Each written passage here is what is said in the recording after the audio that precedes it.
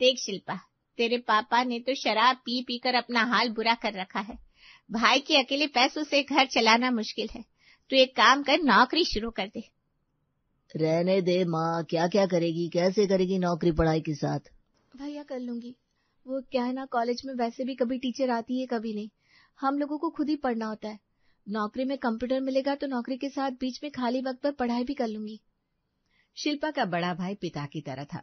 वो शिल्पा को लेकर चिंतित रहता। फिर धीरे से शिल्पा को भी एक छोटी सी नौकरी मिल गई और वो घर वालों का पैसों से साथ देने लगी।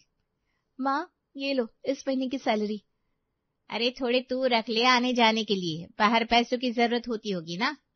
माँ तुझे तो पता है, ऑफिस की बस आती है वही छोड़ भी जाती है, खाने को घर से तो खाना दे देती है, मैं क्या करूंगी पैसों का, तू ही रख ले। शिल्पा घर के कामों में माँ का हाथ बटाती, आने जाने वाले लेन देन के लिए माँ के पैसों रुपए से मदद करती। एक दिन, अरे चलना पार्लर चलते हैं, देख तेरा चेहरा भी कितना डल लग रहा है, अच्छी सी क्रीम से मसाज करवाएंगे। अरे नहीं, वो तो 2 दिन धूप में निकली ना, इसलिए बेसन में नींबू दही मिलाकर 2 दिन लगाऊंगी ना, ठीक हो जाऊंगी। तू हो आ। एक नंबर की कंजूस है तू। वैसे इतना कमाती है, क्या करती है? माँ को देती हूँ। तुझे तो पता है पापा की तबीयत ठीक नहीं रहती, उनकी दवाई और घर खर्च, मेरी पढ़ाई सब भैया की कमाई से नहीं हो पाएगा ना। सहेली शिल्पा से हाथ मिलाती है, जैसे कह रही हो मैं हूं ना, और वहां से चली जाती है। माँ शिल्पा की बात सुन रही थी। बेटा, तेरी मेहनत है कि हम लोग आज समाज में सर उठाकर जी रहे हैं, वरना ये पार्लर का चस्का ना बड़ा बुरा है। शिल्पा कुछ नहीं कहती, वहां से चली जाती है। फिर एक रोज, क्या बात है, आजकल तो रोज पकवान बनने की महक आती है आप लोगों के घर से। अब बच्चे सारा दिन मेहनत करते हैं तो खाना अच्छा खाएंगे ना, कम से कम घर का अच्छा खाना तो मिले। अरे मेरे बच्चों को तो बाजार का ही चाहिए, वो कहाँ रुकते हैं।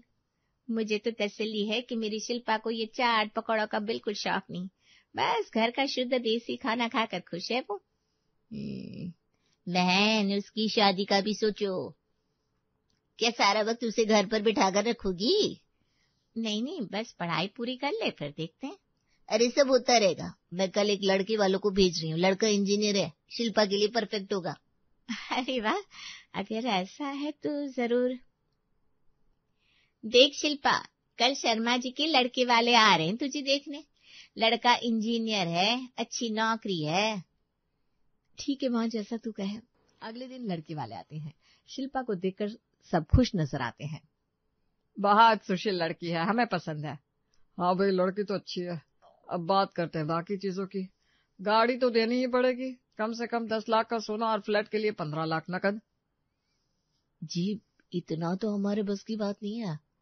अरे तो फिर क्या फायदा, आजकल तो यही रिवाज है। हमारा लड़का इंजीनियर है, उसकी कीमत तो होगी ना। देखिए हम मिडिल क्लास फैमिली है, इतना तो नहीं दे सकते। तो फिर शादी कैसे होगी? हम तो अपनी इज्जत भी देखते हैं समाज में। इज्जत तो इंसानियत में होती है, सामान के भाव तोल में नहीं। मेरी बहन है, वो पैसे के बदले में नहीं देना किसी को, समझे? आप कोई और दुकान देखिए, वहां जाकर भीख मांगिए। लड़के वाले नाराज होकर उठ खड़े होते हैं। बहुत बड़े आ गए तुम लोग, लड़का चाहिए इंजीनियर और जेब में पैसे नहीं। चलो यहाँ से बात करने का कोई फायदा नहीं, भुक्खड़ लोग है। बस लड़की ही ठीक है तो क्या फ्री में ब्याह देंगे अपना बेटा, बिठा के रखे अपनी बेटी बोझ बनाकर। वो लोग चले जाते हैं। माँ की आंखों में आंसू आ जाते हैं। ये कैसा जमाना आ गया है, बेटी को बोझ समझा जाता है। मेरी शिल्पा ने न जाने कितने दुख सहे हैं, लेकिन फिर भी हमेशा खुश रहती है। संस्कार की कोई कीमत ही नहीं है क्या? रहने दे माँ, जो मांगेगा वो पति नहीं, पैसों का लालची होगा। और क्या पता वो कल को फिर पैसे ना मांगे। मुझे ऐसी जगह शादी नहीं करनी। बिल्कुल सही कहा, हम दहेज के लालची लोगों के सामने नहीं झुकेंगे। कुछ दिनों बाद पिता की तबीयत और बिगड़ गई। देखिए ये सर्जरी बहुत जरूरी है, इसमें करीब 1 लाख रुपए का खर्च आएगा, जल्दी से जल्दी करवा लीजिए। माँ और भाई परेशान हो गए, घर में इतने पैसे कहाँ से आएंगे? माँ मैं मामा जी से बात करता हूँ, शायद वो मदद करते। अगले दिन भाई मामा के घर गया। मामा वो पापा का ऑपरेशन करवाना है, 1 लाख रुपए चाहिए, आप थोड़ी मदद कर दो ना, धीरे धीरे सब लौटा देंगे। अरे बेटा तुम्हें तो पता है मेरे बच्चों की पढ़ाई चल रही है, बेटी की शादी भी करनी है, मेरे पास तो खुद ही पैसा नहीं है। अफसोस है लेकिन कोई मदद नहीं कर सकता। अब बाकी कोई जरूरत हो तो बता देना, और हाँ बेटा खाना खाकर जाना। निराश होकर भाई घर लौटा, उसे उदास देखकर। क्या हुआ, भैया ने पैसे दिए? ला मुझे दे, मैं लाकर रख देती हूँ। माँ, भाई का चेहरा तो देखो, पहले उसे पानी दो फिर बात करना। भाई सारी बात घर वालों को बताता है। मेरा भाई ऐसा करेगा मैंने सोचा भी नहीं था। खैर तू कल बुआ के घर जा, वो तो अपने भाई के लिए जरूर कुछ ना कुछ करेंगी। अगले रोज भाई बुआ के घर जाता है।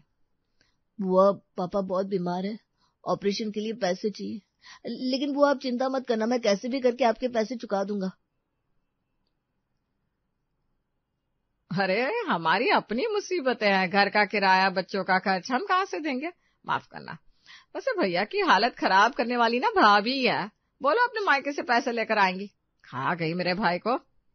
बुआ पैसे नहीं देने तो मत दो, लेकिन मेरी माँ को कुछ मत बोलो। भाई हारा हुआ घर आया। शिल्पा ने सब सुना तो चुपचाप अपने कमरे में चली गई। अगले दिन सुबह शिल्पा ने अपने मैनेजर से बात की। सर, क्या मुझे ओवरटाइम मिल सकता है? शाम को भी रुक सकती हूँ। हाँ शिल्पा, काम तो बहुत है, लेकिन तुम्हारी पढ़ाई। सर मैं मैनेज कर लूंगी, प्लीज। उसी शाम से शिल्पा रात 8 बजे तक ऑफिस में रुकने लगी। इसके साथ ही उसने पड़ोस के 3 बच्चों का ट्यूशन भी पढ़ाना शुरू कर दिया। सुबह 6 बजे उठकर ट्यूशन, फिर ऑफिस, फिर शाम को ओवरटाइम। बेटा तू अपनी जान खा रही है, इतना काम मत कर। अरे माँ, कुछ नहीं होगा, पापा का ऑपरेशन होना बहुत जरूरी है, बस पैसों का इंतजाम हो ही जाएगा। 2 महीने तक शिल्पा ने दिन रात मेहनत की। उसने अपने लिए 1 रुपया नहीं रखा, ना नए कपड़े, ना कोई सौंदर्य का सामान, कुछ भी नहीं, बस पैसे बचाती रही। शिल्पा तो बिल्कुल कमजोर हो गई है, कुछ खा पी तो। अरे बस थोड़े दिन की बात है, सब ठीक हो जाएगा। भैया भी पापा के लिए बहुत परेशान रहते हैं, वो भी बहुत काम कर रहा है। वो तो करेंगे लड़का जो है, लेकिन लड़की होकर तू। आखिरकार 2 महीने की कड़ी मेहनत के बाद शिल्पा के पास 1 लाख रुपए जमा हो गए। भैया ये लीजिए पैसे, पापा का ऑपरेशन करवा दीजिए। भाई की आंखों में आंसू आ गए। शिल्पा, तूने आज ये साबित कर दिया कि तू मेरा भाई है, बहन नहीं। अरे कुछ नहीं भैया, ये मेरा फर्ज था, हम किसी के सामने हाथ नहीं फैलाएंगे। देख लिया जमाने को, कैसे अच्छे वक्त में ही साथ देते हैं। पिता का ऑपरेशन सफल रहा, किसी से 1 पैसा उधार नहीं लेना पड़ा। माँ ने शिल्पा को गले से लगा लिया। बेटा तू बोझ नहीं, इस घर का सहारा है, भगवान तुझे हमेशा खुश रखे। पर बेटा अपने लिए भी कुछ पैसे रख लिया कर, तेरी भी तो जरूरतें होती है। शिल्पा मुस्कुराई। उसकी आंखों में थकान थी, लेकिन संतोष भी था। पिता की सेहत धीरे धीरे ठीक होने लगी। कुछ महीनों बाद एक दिन माँ ने फिर से शादी की बात छेड़ी। बेटा अब तो तेरी पढ़ाई पूरी हो गई, शादी के बारे में सोच। माँ जैसा ठीक लगे तुझे, बस दहेज वाले घर में मत भेजना। शिल्पा, मैं पूरी कोशिश करूंगा कि एक अच्छा घर मिले, पर हाँ हमारे पास ज्यादा पैसे नहीं है। जो भी घर होगा वो समझदार होना चाहिए। कुछ दिनों बाद भाई के एक दोस्त ने एक रिश्ता भेजा। लड़के का नाम था राहुल। वो एक प्राइवेट कंपनी में काम करता था। मिडिल क्लास फैमिली थी, बिल्कुल शिल्पा के घर जैसी। देखिए लोग ना बहुत सीधे साधे हैं, दहेज वहेज में बिल्कुल विश्वास नहीं रखते। राहुल भी अच्छा लड़का है, पढ़ा लिखा है। लड़के वाले घर आए। इस बार कोई लंबी फहरिस्त नहीं थी। देखिए, हम बहुत सीधी सी बात रखते हैं, हमें बेटी चाहिए, दहेज नहीं। हाँ हमारी आर्थिक स्थिति बहुत अच्छी नहीं है, घर छोटा है, लेकिन प्यार बड़ा है। बेटी को हम अपनी बेटी की तरह रखेंगे, बस संस्कार चाहिए, पैसा नहीं। माँ और भाई को राहुल का परिवार पसंद आ गया। शिल्पा से भी पूछा गया। माँ अगर तुझे लगता है ये लोग अच्छे हैं तो मुझे मंजूर है। शादी तय हो गई। बहुत ही सादगी से शादी की तैयारियां शुरू हो गई। हम कोई बड़ा फंक्शन नहीं चाहते, छोटे से मंदिर में शादी हो जाए बस। जी बिल्कुल, हमें भी यही पसंद है। जो भी पैसा शादी में खर्च करना है वो हम दोनों के नाम पर जमा कर देते हैं, फिर इन दोनों को जो भी करना हो। वैसे भी रिश्तेदार मुसीबत में काम आए या ना आए, लेकिन फ्री का खाना खाने आ जाते हैं। शादी के कुछ दिन पहले राहुल ने शिल्पा से फोन पर बात की। शिल्पा, मुझे तुम्हें एक बात बताना जरूरी लगता है। हमारे घर की आर्थिक स्थिति अच्छी नहीं तो बुरी भी नहीं है। पापा रिटायर हो गया है, लेकिन पेंशन आती है। माँ घर संभालती है, साथ ही सिलाई का काम करती है, जिससे वो अपना खर्चा निकाल सके। बस मेरी कमाई पर घर चलता है। मेरी छोटी बहन की पढ़ाई भी चल रही है। मुझे पता है राहुल, कोई बात नहीं, हम मिलकर सब संभाल लेंगे। एक बात और, अगर तुम शादी के बाद भी नौकरी जारी रख सको तो। मेरा मतलब है, मैं नहीं चाहता कि तुम पर दबाव हो, लेकिन घर का खर्च थोड़ा ज्यादा है ना। राहुल, मैं पहले से ही काम कर रही हूँ, मुझे कोई दिक्कत नहीं है। मैं तो चाहती हूँ कि मैं काम करती रहूं। थैंक यू शिल्पा, सच में तुम्हारी समझदारी देखकर मुझे यकीन हो गया कि हम अच्छे दोस्त बनेंगे। शादी हो गई, बिल्कुल सादे तरीके से, मंदिर में, न बारात न बड़ा जश्न, बस दोनों परिवार के करीबी लोग थे। शादी के बाद शिल्पा राहुल के घर आई। घर छोटा था, 2 कमरे का, लेकिन साफ सुथरा और प्यार से भरा। बेटी, ये तेरा घर है, जो मन हो वो कर। हम बहुत अमीर तो नहीं है, लेकिन तुझे कभी कमी महसूस नहीं होने देंगे।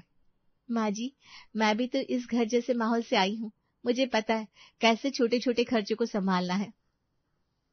अगले दिन राहुल ने फिर से बात की। राहुल, मैं कल से ही ऑफिस जाना शुरू कर देती हूँ, मुझे काम करना अच्छा लगता है। वैसे भी हम सब साथ हैं तो कहीं घूमने जाने से तो अच्छा ही है। शिल्पा, तुम्हें पता है आज के जमाने में ऐसी लड़कियां कम मिलती है जो समझदारी से घर की जिम्मेदारी उठाए। मैं बहुत खुशकिस्मत हूँ। राहुल, ये जिम्मेदारी सिर्फ मेरी नहीं है, हम दोनों की है। मैं तो सिर्फ अपना हिस्सा निभा रही हूँ। शिल्पा ने अपनी नौकरी जारी रखी। सुबह जल्दी उठती, घर का काम निपटाती, फिर ऑफिस जाती, शाम को वापस आकर फिर से घर संभालती। राहुल भी उसका पूरा साथ देता, दोनों मिलकर घर चलाने लगे। फिर एक रोज, शादी के 1 साल बाद एक दिन, राहुल के पापा ने सबको बुलाया। सुनो, प्रिया के लिए एक अच्छा रिश्ता आया है। लड़का सरकारी नौकरी में है, लड़के वाले बहुत अच्छे हैं। हाँ, वैसे तो बहुत अच्छा परिवार है और कोई दहेज की मांग भी नहीं है। तो फिर क्या सोचना, शादी तय कर देते हैं। बेटा, मांग तो नहीं है, लेकिन बेटी की शादी जो है, कुछ सोना चांदी तो देना ही पड़ेगा। लड़की को खाली हाथ तो भेज नहीं सकते।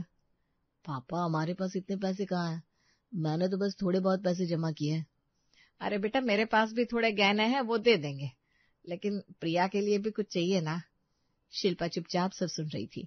उसने अपने कमरे में जाकर अपना गहनों का डिब्बा निकाला।